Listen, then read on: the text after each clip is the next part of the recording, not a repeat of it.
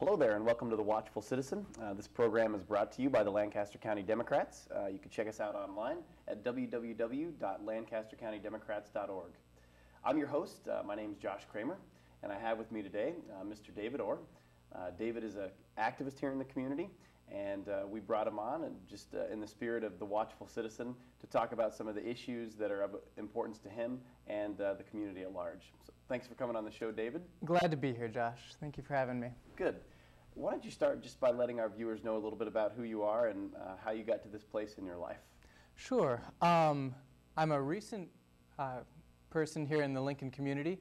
I've spent most of my life in Ohio, mostly the Cleveland area, and then for 4 years I attended school in a small school halfway between Cleveland and Columbus called the College of Worcester. There I studied history with a minor in education, and right now I am not teaching so much as I am waiting tables.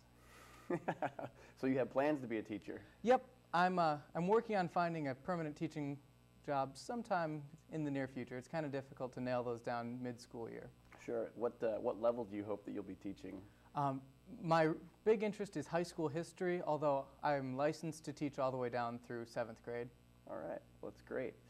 Now, David, you're on the show today because I know that you're a community activist, and I think that it's important for our viewers to see how somebody, comes to the community and decides to get engaged in different things and why you chose the issues that you did choose. So why don't you start just by telling us how you kind of decided to get involved in activism outside of your day-to-day life, and then maybe a little bit about what issues you're passionate about. Sure, that's a great question. And my involvement in activism comes from several sources. First, and probably the most convicting for me, would be my religious beliefs. I am a Mennonite, and Mennonites are by tradition members of what we call a peace church. So I think the name Peace Church says mostly my interest in peace initiatives. Furthermore, my interest in social studies in general and history specifically really gets me interested in these social justice issues. The historian and political theorist Karl Marx said that men make their own history, but they don't make it just as they please.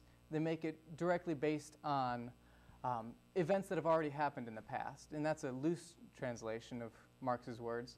But that is something that's really found its way into my beliefs as I have studied history and as I'm continuing to study the world around me. Okay. As part of the Mennonite church, when you were being raised in the Mennonite church, I'm assuming, Mm-hmm. How are social justice issues addressed in the church? It varies. It varies from some of the older order Mennonite churches, the Amish, the Hutterites as well, all the way to the more, I hate to use the word liberal, but the more some may see as modern Mennonites. The Mennonites who dress like people we see on the street, the people who don't necessarily have the iconic Mennonite image. And that, of course, is the tradition from which I am coming. And in the Mennonite church that I'm familiar with, social justice issues are addressed from a biblical perspective, not shouted from the pulpit as we must rally, we must become politically active, so much as they're taken as Jesus' teachings, and from Jesus' teachings we have kind of a guidebook of how we should act in the world around us. Okay. Do you think that Jesus would have been a Republican or a Democrat? No, I'm just kidding. You don't have to answer that question. Oh. I'll ask a different question. When you're, as a young person or as a young man sitting in church and you hear some of these ideas coming from the pulpit, how do those ideas get translated into action? Another good question. Message from the pulpit translated into action, at least for me, is a little bit different than most people, I think. My dad is my minister. And so there are messages from the pulpit, messages at the dinner table. And they're not necessarily lecture-based or this is what I have to say, you should listen to it. It's very conversational.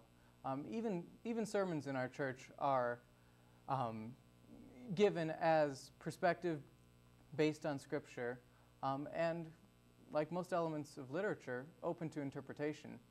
So messages on peace, messages on social justice are backed up with Scripture. They're given after lots of research, lots of consideration, and from that, I translate them myself based on how I view the world, how I view the situation as it is currently, and I don't know, I'm getting more and more as I get older the impression that my conscience won't allow me to stand silently by. I have to get in and get my feet wet with the issues that are pressing in our community. And what are those issues? Right now, the war in Iraq, the impending war in Iran, the death penalty, these are all three issues that directly confront my beliefs in nonviolence, term pacifism. Iraq is a war that I think, well, I watched in horror in 2002 as Colin Powell addressed the UN, and then we proceeded to invade Iraq. The situation with Iran that's been spiraling downhill for the past almost 6-8 years through our failed attempts or non-attempts at diplomacy, the fact that we still put criminals to death for killing someone, I mean, they're all things that quite frankly scare me. And I'm not sure I want to live in a society that looks at these and says, well, it's just the way it is. That's the way it has to be, because it doesn't have to be. Mm-hmm.